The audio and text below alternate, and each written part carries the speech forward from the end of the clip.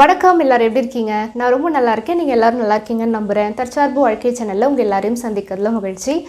வார்த்தைகளுக்கு எவ்வளோ பவர் இருக்குது அப்படிங்கிறது நமக்கு நல்லாவே தெரியும். ஒரு வார்த்தைகளும் நம்ம உச்சரிக்கும் போது நம்ம உடலில் இருக்கக்கூடிய எனர்ஜியை மாற்றம் செய்யக்கூடிய ஒரு தன்மை அப்படிங்கிறது நம்மளுடைய வார்த்தைகளுக்கு இருக்குது.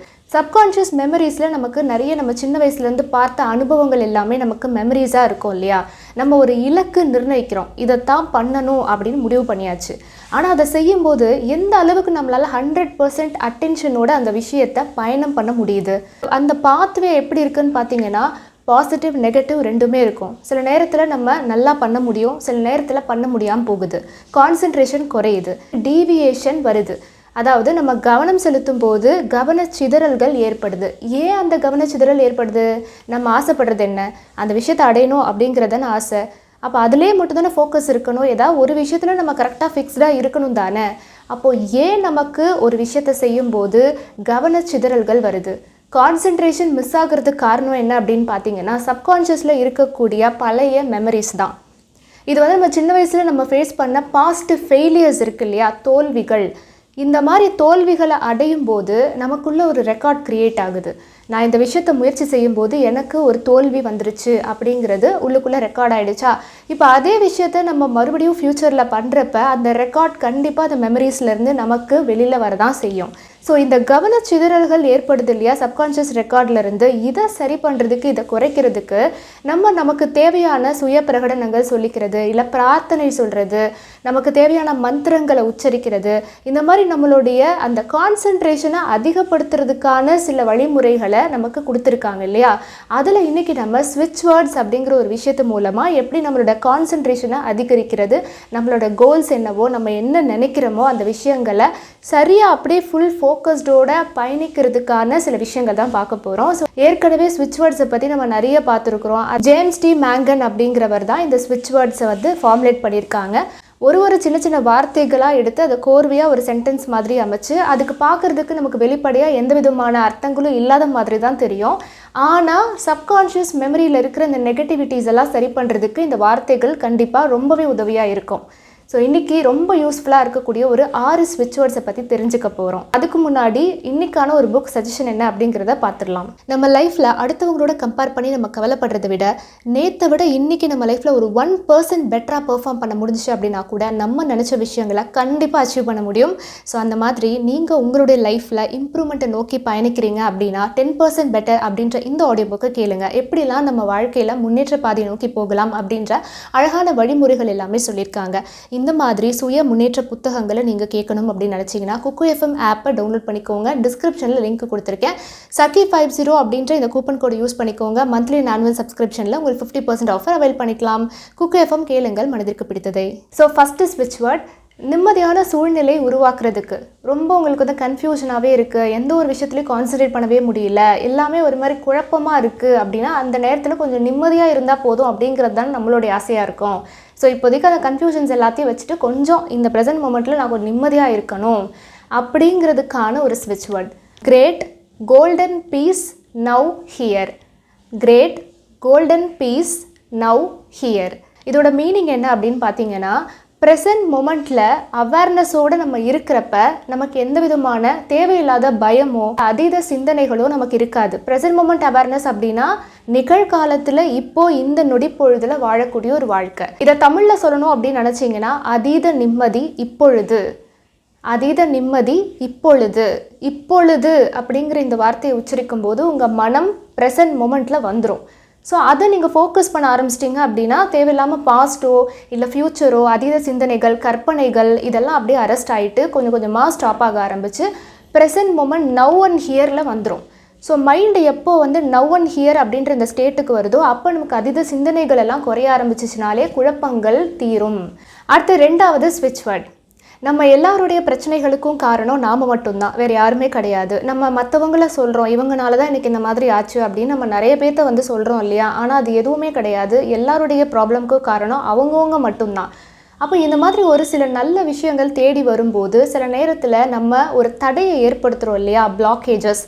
இதுக்கு காரணம் என்ன அப்படின்னு பார்த்தீங்கன்னா சப்கான்ஷியஸில் இருக்கக்கூடிய மெமரிஸ்னால் ஏற்படுற தடைகள் தான். அது என்ன மெமரி அப்படின்னு பார்த்தா நம்மளுடைய பாஸ்ட்டில் நடந்த விஷயங்களாக இருக்கலாம், இல்லை நமக்கு தேவையில்லாத ஒரு பிலீஃப் சிஸ்டம் இருக்குது இல்லையா, யாரோ ஒருத்தருக்கு நடந்திருக்கும், அதை பார்த்து ஒரு இம்பேக்ட் கிரியேட் ஆகுது இல்லையா, ஐயோ இவங்களுக்கு இந்த மாதிரி ஆச்சு, அதனால நமக்கும் இப்படி ஆகிறதுக்கான வாய்ப்புகள் இருக்குது, எனக்கு வந்து எந்த ஒரு விஷயமும் கிடைக்கிறதுக்கான சான்ஸ் வந்து ரொம்ப கம்மி தான், ரொம்ப கஷ்டப்பட்டால் மட்டும்தான் இதெல்லாம் கிடைக்கும், இந்த மாதிரி ஒரு சின்ன சின்ன தேவையில்லாத பிலீஃப் சிஸ்டம்ஸ் இருக்குது இல்லையா, இது எல்லாம் பார்த்தீங்கன்னா உண்மையிலேயே நமக்கு வரக்கூடிய அதிர்ஷ்டங்களை கூட தடைகளை ஏற்படுத்தி எனக்கு இதெல்லாம் வேண்டாம் அப்படின்னு தடுக்கிறதே ஒவ்வொருத்தரும் செய்யக்கூடிய ஒரு பிளாக்கேஜஸ் தான். ஸோ அந்த பிளாக்கேஜஸை ரிமூவ் பண்ணுறதுக்கான ஒரு ஸ்விட்ச் வேர்ட் என்ன அப்படின்னு பார்த்தீங்கன்னா declare supreme miracle. Declare supreme miracle. அதாவது எல்லாருக்குமே நல்ல விஷயங்கள் நடக்கிறதுக்கான வாய்ப்புகள் கண்டிப்பாக உண்டு. ஆனால் அதை நம்ம அனுமதிக்கணும், அலோவ் பண்ணுறதுக்கு ஒரு ஸ்பேஸ் கொடுக்கணும், அப்போ தான் அது உள்ளே வரும். நம்ம சுத்தமாக அதுக்கு இடமே கொடுக்காம அதுக்கு அலோவ் பண்ணாமல் எனக்கு எதுவுமே நடக்க மாட்டேங்குது அப்படின்னு நம்ம சொல்கிறோம். ஆனால் உண்மையிலே அந்த தடைகளை ஏற்படுத்துறது அவங்கவுங்களோட சப்கான்ஷியஸ் மெமரிஸ் தான். ஸோ அதை கிளியர் பண்ணுறதுக்கு தான் டிக்ளேர் சுப்ரீம் மிராக்கிள். இதை தமிழில் சொல்லணும் அப்படின்னு நினச்சிங்கன்னா அதிசயங்கள் நிகழ அனுமதிக்கிறேன். அதிசயங்கள் நிகழ அனுமதிக்கிறேன். அடுத்த தேர்ட் ஸ்விட்ச் வேர்ட், நம்ம மேலே நமக்கு ஒரு செல்ஃப் லவ், அதாவது சுய அன்பு, நம்ம மேலே அந்த ஒரு அன்பு இருந்துச்சு அப்படின்னா மட்டும்தான் நம்ம நல்லா இருக்கணும், நமக்கான சில விஷயங்களை செஞ்சுக்கணும் அப்படின்ற ஒரு ஆசை வரும் இல்லையா. அப்போது நம்ம மேலே நமக்கு வந்து ஒரு வெறுப்பாக இருக்குது, நான் எதுக்குமே லாய்க்கு இல்லை அப்படின்னு ஒரு நெகட்டிவான ஒரு பிலீஃப் இருக்குது அப்படின்னா, அப்போ நம்ம மேலே ஒரு நம்பிக்கையும் இல்லை, ஒரு அன்பும் இல்லை அப்படிங்கும்போது நம்ம ஏதாவது செய்யணும் அப்படின்னு நினைக்கிறப்ப கூட நம்மளால் செய்ய முடியறது இல்லை. ஸோ அதுக்கு என்ன காரணம் அப்படின்னா நம்ம பாஸ்டில் செஞ்ச சில மிஸ்டேக்ஸ்னால தான் நமக்கு நம்ம மேலே சில வெறுப்புகள் வருது, நமக்குள்ளே ஒரு பிலீஃபாக மாற ஆரம்பிச்சிருது. நம்ம எதாவது தப்பு பண்ணியிருக்கோம் அப்படின்னா அது அப்படியே குற்ற உணர்ச்சியாக ஃபீல் பண்ணிகிட்டே இருக்கிறது. நான் அந்த மாதிரி செஞ்சது வந்து ரொம்ப பெரிய தப்பு, இது வந்து என்னுடைய லைஃப்பில் எனக்கு சுத்தமாக பிடிக்கவே இல்லை, அதனால என் மேலே எனக்கு வந்து ஒரு வெறுப்பாக வருது அப்படின்னு தன்னை தானே ஹர்ட் பண்ணக்கூடிய ஒரு நிலை இருக்குது அப்படின்னா செல்ஃப் லவ் அப்படிங்கிறதே குறைஞ்சிரும். நம்ம நல்லா இருக்கணும் அப்படிங்கிற ஒரு எண்ணமே இருக்காது, செல்ஃப் டிஸ்ட்ரக்டிவ் தாட்ஸ் எல்லாம் வரும். அதாவது தன்னைத்தானே அழித்து கொள்ளக்கூடிய சில எண்ணங்கள் வரும். ஸோ அதை தான் நம்ம நெகட்டிவ் தாட்ஸ் அப்படின்னு சொல்கிறோம். ஸோ இதை நம்ம சரி பண்ணுறதுக்கு செல்ஃப் லவ் அதிகரிக்கணும் அப்படின்னா ஃபர்கிவ்னஸ் அதிகப்படுத்தணும், மன்னிப்பு கேட்கக்கூடிய ஒரு குணம். ஸோ அதுக்கான ஸ்விட்ச் வேர்ட் என்ன அப்படின்னு பார்த்தீங்கன்னா டுகெதர் டிவைன் ஃபர்கிவ் நவ். உங்களுக்குள்ளே இருக்கக்கூடிய சுய அன்பை, உங்களை நீங்களே நேசிக்கக்கூடிய ஒரு தன்மையை அதிகரிக்கிறதுக்கான ஒரு ஸ்விட்ச் வேர்ட். நமக்குள்ள அன்பு அதிகரிக்கும் போது, நம்ம மேலே இருக்கக்கூடிய அக்கறை அதிகரிக்கும் போது நம்ம நல்லா இருக்கணும் அப்படிங்கிற கன்ஸ்ட்ரக்டிவான எண்ணங்கள் வரும். இதை தமிழில் பயன்படுத்தணும் அப்படின்னு நினைக்கிறவங்க இப்போதே மன்னிப்பு கொடுங்கள், இப்போதே மன்னிப்பு கொடுங்கள். ஸோ இந்த மாதிரி மனதார மன்னிப்பு கேட்கும்போது உள்ளுக்குள்ளே இருக்கக்கூடிய தேவையில்லாத விஷயங்கள் எல்லாமே உங்களை விட்டு வெளியேறி போகும். ஸோ அந்த மாதிரி உங்களுக்கு தேவையில்லாத அந்த நெகட்டிவ் எனர்ஜி எல்லாமே வெளியேறி போன பிறகு பார்த்தீங்கன்னா ரொம்ப க்ளீன் ஆகும். க்ளீன் ஆகிறப்போ உங்களுக்குள்ளே ஒரு செல்ஃப் லவ் அதிகரிக்கும். செல்ஃப் லவ் அதிகரிக்கும் போது நீங்கள் செய்யக்கூடிய விஷயங்கள் எல்லாமே ரொம்ப நல்லா செய்ய முடியும். அடுத்து 4வது ஸ்விட்ச் வேர்ட், யாராவது உங்களுக்கு ரொம்ப நெருக்கமானவங்க ஒரு மிஸ் அண்டர்ஸ்டாண்டிங்னால தேவையில்லாமல் நீங்கள் சொல்கிற விஷயங்களை வந்து தவறாக புரிஞ்சுக்கிட்டு உங்களை விட்டு போயிட்டாங்க, உங்ககிட்ட பேசுகிறது இல்லை அப்படின்னா அந்த நபர் மறுபடியும் உங்ககிட்ட திரும்ப வர்றதுக்கு, நீங்கள் சொல்கிற விஷயங்களை புரிஞ்சுக்கக்கூடிய தன்மை அதிகரிக்கிறதுக்கு, உங்களை தேடி அவங்களாவே வர்றதுக்கான ஒரு ஸ்விட்ச் word serendipity, connect, reach, between, listen, somehow. இது கொஞ்சம் பெரிய ஸ்விட்ச் வேர்ட் மாதிரி தெரியுது. நான் ஒரு வேர்டுக்குமே அதுக்கான என்ன அர்த்தம் அப்படிங்கிறத சொல்கிறேன், அப்போ உங்களுக்கு வந்து நல்லாவே புரியும். செரண்டிபிட்டி அப்படின்னா என்னென்னா, இப்போ ஏதோ ஒரு பொருள் நீங்கள் வந்து தொலைச்சிட்டிங்கன்னு வச்சுக்கோங்களேன், நீங்கள் ரொம்ப தேடி பார்க்குறீங்க, ஆனால் உங்களுக்கு சுத்தமாக அது வந்து கிடைக்கிற மாதிரியே தெரியல. அப்போ ஒரு கட்டத்தில் நீங்கள் விட்டுருவீங்க தானே, சரி பார்த்துக்கலாம் அப்படின்னு விட்டுட்டு நீங்கள் வாட்டுக்கு இருக்கும்போது திடீர்னு உங்களுக்கு அறியாமல் நீங்கள் தேடாதப்போ அப்படியே கிராஸ் பண்ணி போகிறப்ப அந்த தொலைச்ச பொருள் வந்து கிடச்சிச்சின்னா எப்படி இருக்கும் உங்களுக்கு? அது ஒரு சர்ப்ரைஸாக இருக்கும்ல, சே நம்ம எப்பயோ தொலைச்ச ஒரு பொருளாச்சே இது அப்படின்னு நமக்கு வந்து ஒரு சர்ப்ரைஸ் ஃபீலிங் வரும்ல.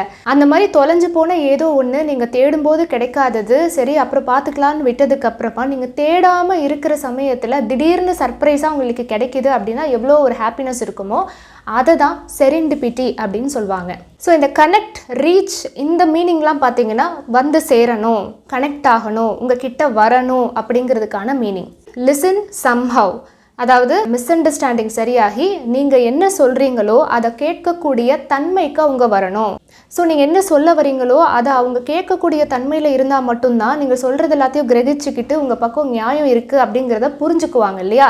ஸோ அதுக்கான ஸ்விட்ச் வேர்டு தான் வந்து பார்த்தீங்கன்னா பிட்வீன், லிசன், சம்ஹவ். ஸோ இதை நீங்கள் வந்து தமிழில் சொல்லணும் அப்படின்னு நினச்சிங்கன்னா, எப்படியாவது என்னை புரிந்து கொண்டு வந்தடைகிறார், எப்படியாவது என்னை புரிந்து கொண்டு வந்தடைகிறார்.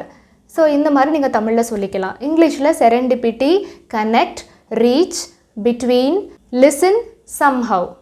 அடுத்து 5வது ரொம்ப ரொம்ப முக்கியமான ஒரு ஸ்விட்ச் வேர்டு. உங்கள் கூட ஒருத்தர் பழகிட்டு இருக்காங்க, ஆனால் அவருடைய உண்மையான முகம் என்னன்னு எனக்கு புரிஞ்சுக்கவே முடியல. ஒரு நாள் ஒரு மாதிரி பேசுகிறாரு, இன்னொரு நாள் வேறு மாதிரி இருக்காரு, இது என்னன்னே எனக்கு புரியவே இல்லை, அவருடைய உண்மையான குணம் என்னன்னே எனக்கு தெரியல, அதை தெரிஞ்சுக்கணும் அப்படின்னு நினச்சிங்கன்னா இந்த ஸ்விட்ச் வேர்டை பயன்படுத்தி பாருங்கள். அன்மாஸ்க் அவரோட பேர் என்னவோ அதை வந்து நெக்ஸ்ட்டு சொல்லணும். அதாவது அன்மாஸ்க் அவரோட நேம். அதாவது உங்ககிட்ட பழகுறாங்க, இருந்தாலும் அப்பப்போ ஒரு மாதிரி நடந்துக்கிறாங்க, ஆனால் உண்மையிலேயே அவங்க நடிக்கிறாங்களா இல்லை அவங்களோட குணம் என்ன அப்படிங்கிறது தெரிஞ்சுக்கணும் அப்படின்னா திரை விலகட்டும் அப்படிங்கிறது தான் அன்மாஸ்க்.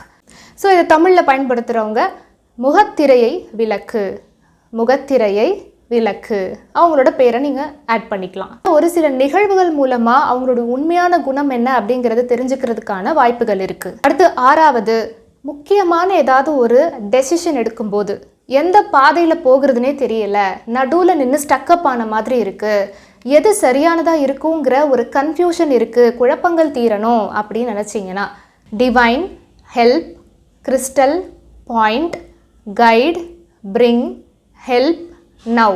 ரொம்ப கன்ஃபியூஸ்டு ஸ்டேட்டாக இருக்குது, எதை சூஸ் பண்ணுறதுனே தெரியல, எந்த விஷயத்தை நம்ம சூஸ் பண்ணால் நமக்கு நல்லா இருக்குங்கிற ஒரு குழப்பம் இருக்குது அப்படின்னா இந்த ஸ்விட்ச் வேர்டை நீங்கள் உச்சரிச்சுட்டே இருக்கும்போது உங்களுக்கு எது சரியாக இருக்கும் அப்படிங்கிறதுக்கான அறிகுறிகள் எல்லாமே தெரிய ஆரம்பிக்கும்.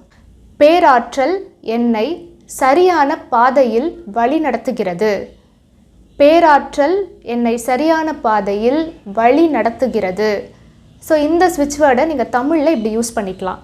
அதாவது சரியான பாத்வேயை சூஸ் பண்ணுறதுக்கு ஒரே கன்ஃபியூஷனாக இருக்குது, எதை எடுக்கிறதுனே தெரியல, இதுவா அதுவான ஒரே குழப்பமாக இருக்குது அப்படிங்கிற சிச்சுவேஷனில் இந்த ஸ்விட்ச் வேர்டை சொல்கிறது மூலமாக உங்கள் மனம் வந்து தேவையில்லாத விஷயங்களை ரொம்ப யோசிச்சுட்டே இல்லாமல் கவனம் எதில் உங்களுக்கு தேவையோ அதில் மட்டும் செலுத்தப்படும்.